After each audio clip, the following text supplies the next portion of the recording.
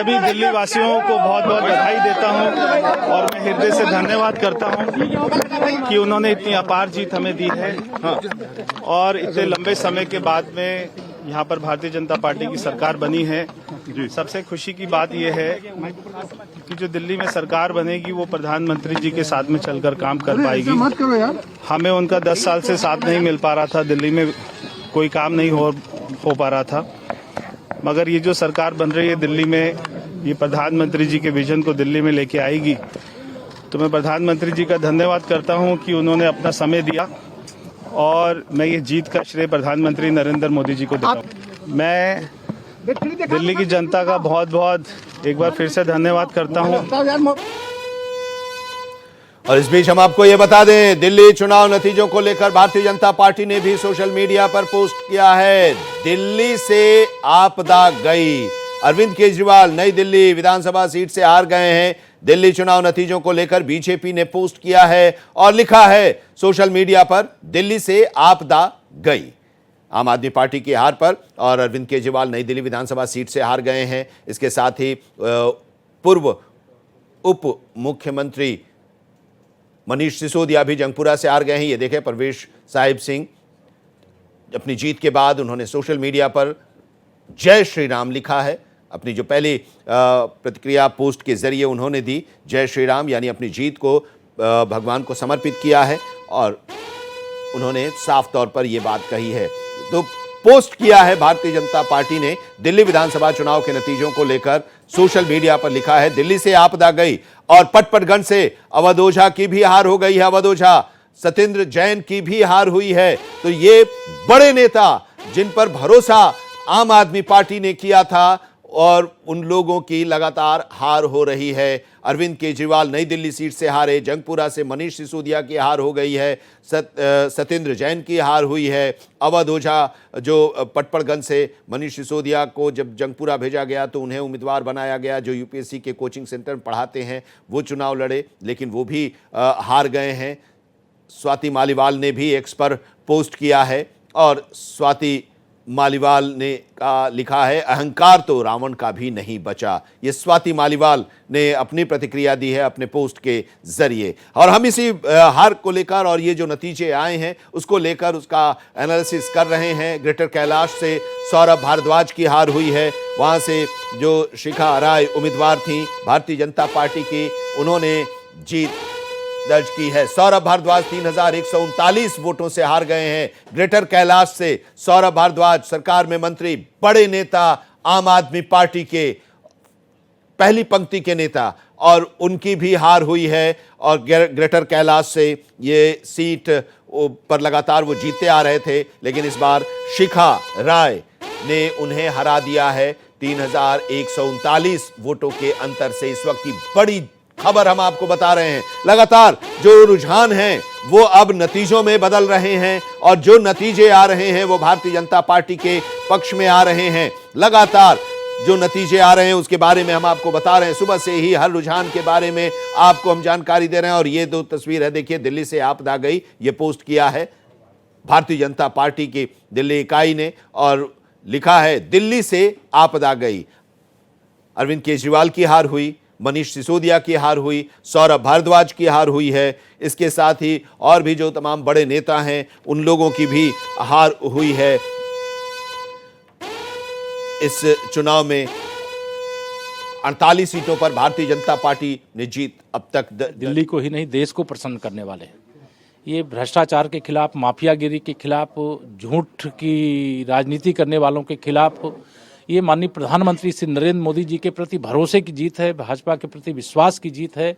सुशासन के लिए यह जो कदम उठाने का काम भारतीय जनता पार्टी ने देश में किया और दिल्ली उससे दूर थी, तो आज दिल्ली को वह मिल गया है, ऐसा शासन मिल गया है माननीय प्रधानमंत्री जी के मार्गदर्शन में चलने वाला, कि अब दिल्ली देश की राजधानी तो है ही। उत्तर प्रदेश के डिप्टी सीएम केशव प्रसाद मौर्य दिल्ली के चुनावी जो नतीजे हैं उस पर अपनी प्रतिक्रिया दे रहे थे, खुशी जाहिर कर रहे थे और कह रहे थे कि ये नरेंद्र मोदी जो देश के प्रधानमंत्री हैं और भारतीय जनता पार्टी के जो सबसे बड़े चेहरे हैं उन पर दिल्ली की जनता ने विश्वास जताया है। हमारे साथ चर्चा में लगातार बने हुए हैं जयराम विप्लव जी हैं, भारतीय जनता पार्टी के प्रवक्ता। बिलाल सब्जवारी जी हैं, वरिष्ठ पत्रकार हमारे साथ इस चर्चा में जुड़े हुए हैं और हम उनसे चर्चा कर रहे हैं। और इस बीच लगातार बता रहे हैं हम अपने दर्शकों को कि इस जो नतीजे आए हैं उन नतीजों के पीछे की वजह क्या है। बिलाल साहब, बात अधूरी रह गई थी, अपनी बात पूरी कर लीजिए, फिर हम दूसरे मेहमानों पर जाते। तो मैं ये कह रहा था डियर के जो टैक्स में छूट दी गई थी वो एक बहुत बड़ा नैरेटिव काम का, और साथ ही साथ भारतीय जनता पार्टी का जो एक आक्रामक शैली थी उसने बहुत बड़ा एट्रीब्यूट किया।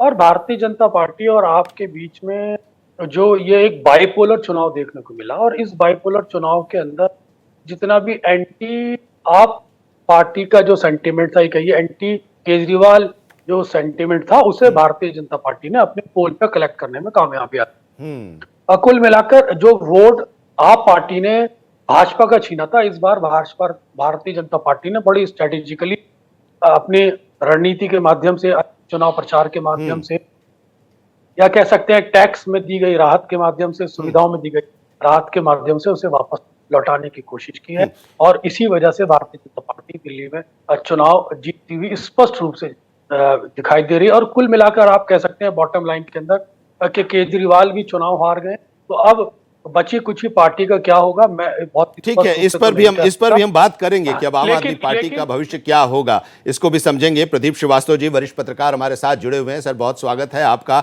जो नतीजे आए हैं और जो रुझान है, और वो रुझान अब नतीजों में बदल रहे हैं और भारतीय जनता पार्टी सरकार बनाने जा रही है। इस बड़ी जीत के पीछे आपको क्या लगता है? 1998 के बाद से सत्ता से बाहर रही भारतीय जनता पार्टी और पिछले 2 चुनाव में तो डबल फिगर तक नहीं पहुंच पाई, और इस बार इतनी बड़ी जीत के साथ सरकार बनाने जा रही है। मैं इस बड़ी जीत के बारे में तो नहीं बता सकता हूं, लेकिन आपकी बड़ी हार के बारे में जरूर बता सकता हूं, क्योंकि बड़ी जीत के पीछे कई फैक्टर थे। चुनावी प्रबंधन था, अच्छा चुनावी प्रबंधन था, और भी कई टूल्स काम कर रहे थे। तो वो उनकी व्याख्या की जगह आप जो 67 सीट लेके 62 सीट लेके लगातार 2 साल 2 टर्म से थी और कैसे इस बार चली गई, इस बारे में जरूर कह सकता हूं कि देखिए, आपके पास आते हैं जरा। गृह मंत्री अमित शाह का पोस्ट आया है और उन्होंने लिखा है, झूठ के शासन का अंत हुआ, दिल्ली ने शीश महल को खत्म किया है। गृह मंत्री अमित शाह ने लिखा है, दिल्ली को आपदा मुक्त करने का काम हुआ है। गृह मंत्री अमित शाह जो चुनाव में बड़े ही एक्टिव ढंग से उन्होंने पार्टिसिपेट किया था, कई चुनावी सभाओं को संबोधित किया था, और उन्होंने इस जीत पर अपनी प्रतिक्रिया दी है। और अपनी प्रतिक्रिया उन्होंने एक्स पर लिखा है, दिल्ली को आपदा मुक्त करने का काम हुआ है। दिल्ली चुनाव नतीजों को लेकर जो अमित शाह ने पोस्ट किया है उसमें झूठ के शासन का अंत हुआ है कहा है, और साथ ही उन्होंने लिखा है कि दिल्ली ने शीश महल को खत्म किया है, दिल्ली को आपदा मुक्त करने का काम हुआ है। प्रदीप जी, तो वो आप पार्टी जो है वो एक आंदोलन से बनी थी, उसका कोई अस्थाई वोट नहीं था। वो जो एक भ्रष्टाचार विरोधी मुहिम था, एक जो एंटी इंकुबेंसी फैक्टर था, उसको लेके खड़ी हुई, और जो लगातार 10 साल रही वो किसी विचारधारा के रूप में नहीं रही, किसी अस्थायी मुद्दों के रूप में नहीं रही। ये मुद्दे बदलते रहे केजरीवाल, एक तरह से ये मौके की राजनीति करते रहे और कमोबेश उसी तरह चलते रहे जिस तरह की बीजेपी का जो हथियार रहा कि प्रचार प्रसार, एडवर्टीजमेंट। अब आप देखिए, कभी वो मिडिल क्लास की तरफ भाग रहे हैं, कभी दलित क्लास की भाग कर रहे हैं, कभी कह रहे हैं कि उसमें जमुना में जहर मिलाया गया, अमोनिया मिला रही हरियाणा की बीजेपी सरकार। लेकिन जमुना क्यों नहीं साफ हुई, पॉल्यूशन क्यों नहीं खत्म हो रहा है, सड़कें सीवर के क्यों ऐसी हालत है, इस बात पर उन्होंने कुछ नहीं किया। और लगातार वो बीजेपी के खिलाफ लोकसभा चुनाव में उस विकास का मामला उठाते रहे कि बीजेपी विकास की बात नहीं करे, जबकि खुद कोई विकास की बात उन्होंने नहीं की। कोई भी ऐसा मुद्दा बताइए, या उनका जो पिछले टर्म में 8 वादे आए थे, उनमें कोई ऐसा वादा नहीं है जो उन्होंने पूरा किया था, या कोई ऐसा उपलब्धि नहीं है जिसको वो गिना सके। तो मेरा मानना है कि अगर लास्ट मोमेंट तक ये नहीं बना रहता कि आप और बीजेपी की टक्कर है और आपका एज और चुनावी नतीजे जो आए हैं उसके को लेकर अब हलचल भी तेज हो गई है। दिल्ली सचिवालय को सील कर दिया गया है। इस वक्त की बड़ी खबर, दिल्ली के एलजी सचिवालय से अधिकारियों को निर्देश दिया गया है। सरकारी डेटा को बचाने के निर्देश मिले हैं। निर्देश मिलने के बाद अब अधिकारी कार्यालय जा रहे हैं।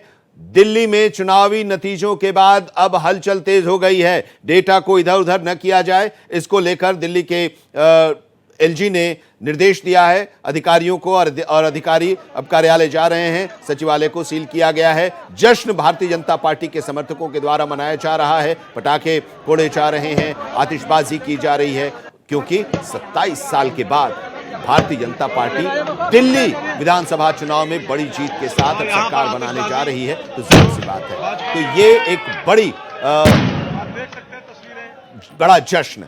प्रदीप जी बता रहे हैं कि आम आदमी पार्टी की ये हार जो हुई है, 67 सीटें 2015 में और 62 सीटें 2020 में जीतने के बाद 22 सीटों पर अभी तक वो सिमटने की स्थिति में है। उसके पीछे की वजह क्या है, प्रदीप जी समझा रहे थे। जी प्रदीप जी। तो मैं ये कह रहा था कि अगर ये बात रहती कि आपकी ये हालत होगी या आप एकदम टक्कर में नहीं है बीजेपी की, तो आपकी सीटें और कम हुई होती। जो वोटर जो बीजेपी विरोधी है किसी इशू को लेके, चाहे वो सेकुलरिज्म के नाम पर हो, चाहे बेरोजगारी के नाम पर, क्योंकि यहाँ डबल इंक्यूमेंसी काम करे, एंटी इंक्यूमेंसी काम कर रही थी दिल्ली के चुनाव में। आधी सरकार तो सेंटर की है, आधी सरकार दिल्ली स्टेट की है, जो आप जिसका नेतृत्व आप कर रही थी। तो जो जिसे कहना जो विरोध था वो दोनों से था, क्योंकि लैंड आपके पास है, कानून व्यवस्था आपके पास है। तो जब महिलाओं की सुरक्षा की बात आएगी तो केंद्र में बात आएगी, लैंड की कोई बात, जमुना पॉल्यूशन की बात आएगी या जनरल पॉल्यूशन की बात आएगी, तो दोनों जिम्मेदार हैं। लेकिन मतदाता के पास दो ही विकल्प थे, क्योंकि ये लगातार प्रोजेक्ट किया जा रहा था, या प्रोजेक्ट किया गया, या आप कह लीजिए कांग्रेस पूरी तरह नहीं लड़ी लेकिन 20 से ज्यादा अच्छी तरह लड़ी, लेकिन पूरी तरह लास्ट मोमेंट में वो आए। तो उनके पास विकल्प नहीं था। इसलिए आप देख रहे हैं 10% वोट जो कम हुआ है आपका, उसके बावजूद 42% पे वो हैं, क्योंकि वो 42% वो वोट है जो एंटी बीजेपी वोट है, जो कि बीजेपी को नहीं जा सकता था। और उसको ये डर था कि अगर हम कांग्रेस को वोट देंगे तो बीजेपी आ जाएगी सत्ता में। इसलिए देखिए, मुस्लिम और दलित के वोटों का नुकसान जो है केजरीवाल का नहीं हुआ, उनके आप पार्टी का नहीं उतना हुआ। जबकि माना जा रहा था कि कांग्रेस जो है मुस्लिम वोट काटेगी, दलित वोट काटेगी, इससे आपको बहुत नुकसान पहुंचेगा। लेकिन वो इस डर के मारे नहीं गई कि हम जाएंगे तो बीजेपी कहीं पावर में ना आ जाए। इसलिए इसके बावजूद केजरीवाल का इतना हारना ये है कि लोग इनसे एकदम निराश हो चुके थे। वो जो मिडिल क्लास या आप कह लीजिए निम्न मध्यवर्गीय क्लास, जो कि बीजेपी की तरफ, मतलब बीजेपी का शायद 10% वोट इजाफा हुआ है, वो केजरीवाल का वोट था, जो केजरीवाल की ओर मुड़ा था 2015 में जो मुड़ा था, वो वोट वापस गया है, क्योंकि उसमें कोई विकल्प नहीं था।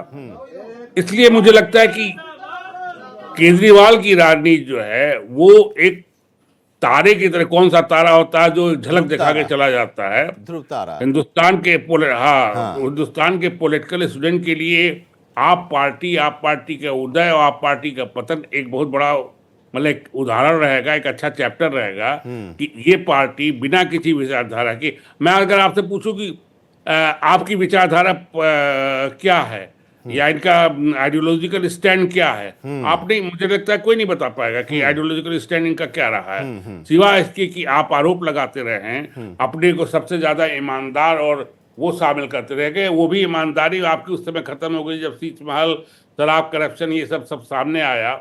तो वो जो आप मफलर ईमानदारी का ओढ़े थे, वो तो बहुत पहले उतर गया आपका मफलर। और आप फिर उसी तरह शान शौकत, उसी तरह सिक्योरिटी गार्ड के बीच उसी तरह आप करने लगे जिस तरह।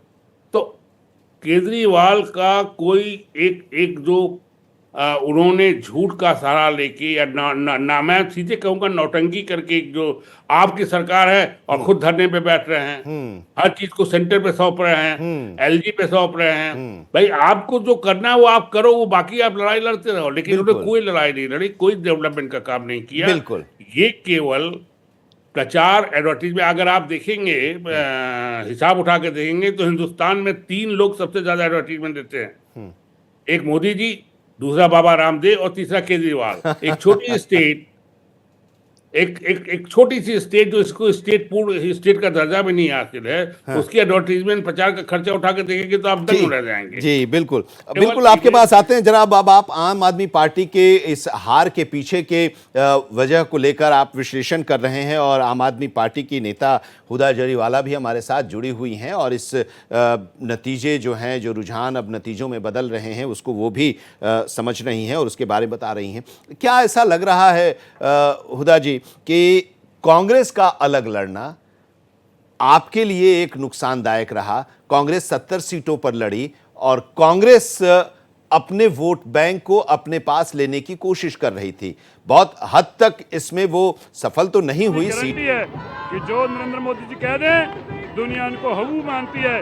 मैं मानता हूं, मेरे देश के प्रधानमंत्री को सलूट करता हूं। आज नरेंद्र मोदी जी 27 साल का वनवास आपने कटवा दिया, जैसे राम मंदिर बना दिया, जैसे 144 साल बाद आज इतना बड़ा महायज्ञ हो रहा है। और मुझे लगता है कि दिल्ली में भी ये यज्ञ से कम नहीं है। 27 साल बाद, ये जो 27 साल बाद दिल्ली में बीजेपी दोबारा आई है, ये बहुत बड़ा वनवास काट के आई है। तो मनजिंदर सिंह सिरसा राजौरी गार्डन से चुनाव लड़े, चुनाव जीते। कांग्रेस एक बड़ी वजह रही क्या आप लोगों की हार के पीछे, हुदा जी?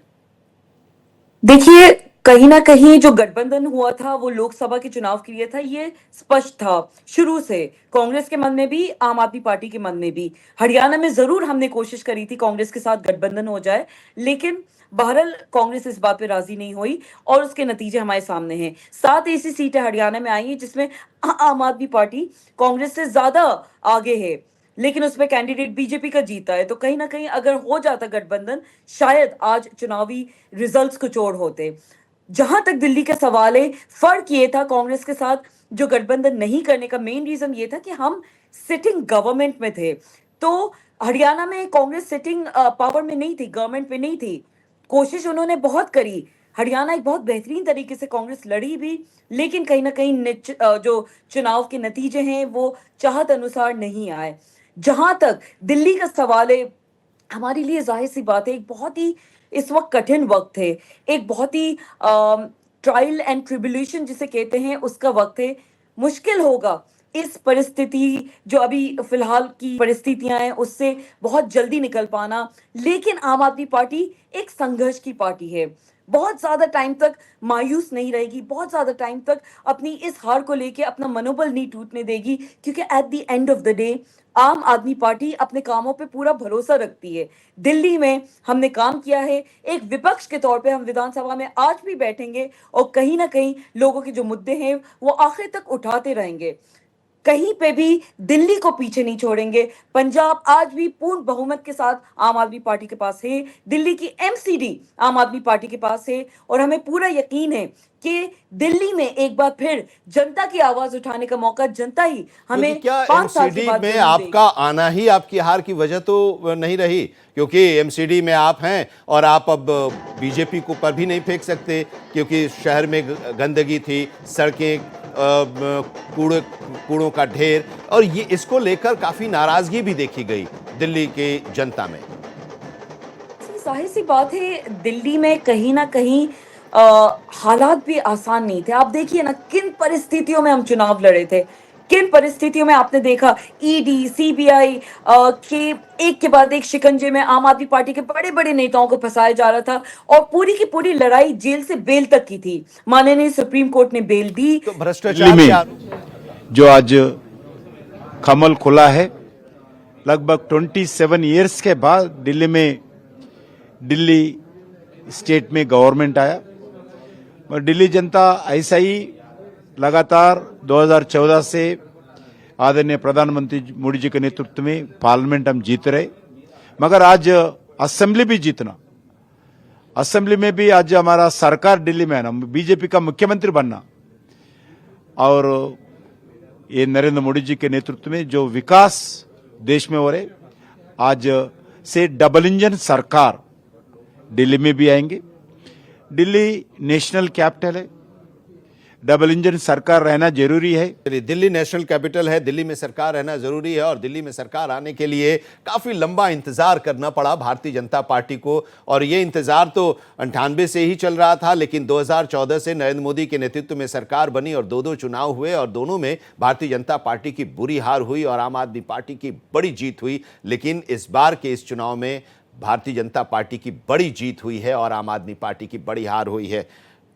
तो ये पूरी जो अभी तक का रुझान नतीजों में बदल रहा है, उसमें 48 सीटों पर भारतीय जनता पार्टी, 22 सीटों पर आम आदमी पार्टी सिमटती दिखाई दे रही है। लेकिन एक बार फिर से आम आदमी पार्टी का ये कहना है कि दिल्ली में काम करने नहीं दिया गया और इसकी वजह से काफी परेशानियां भी सामने आई। लेकिन एक चीज, मेरा जो सवाल था, अभी प्रदीप जी से भी हम इसको समझेंगे और वो इसको विस्तार से समझाएंगे। मेरा ये सवाल जो कांग्रेस को लेकर था, इसलिए भी कि भारतीय जनता पार्टी से ज्यादा मुखर विरोध के साथ कांग्रेस आम आदमी पार्टी के खिलाफ थी। तभी तो वोट देने के बाद जो ट्वीट किया राहुल गांधी ने, उसमें लिखा, वोट देते समय याद रखें, प्रदूषित हवा, गंदा पानी, टूटी सड़कों के लिए कौन जिम्मेदार है? स्वच्छ राजनीति की बात बोलकर दिल्ली का सबसे बड़ा घोटाला किसने किया?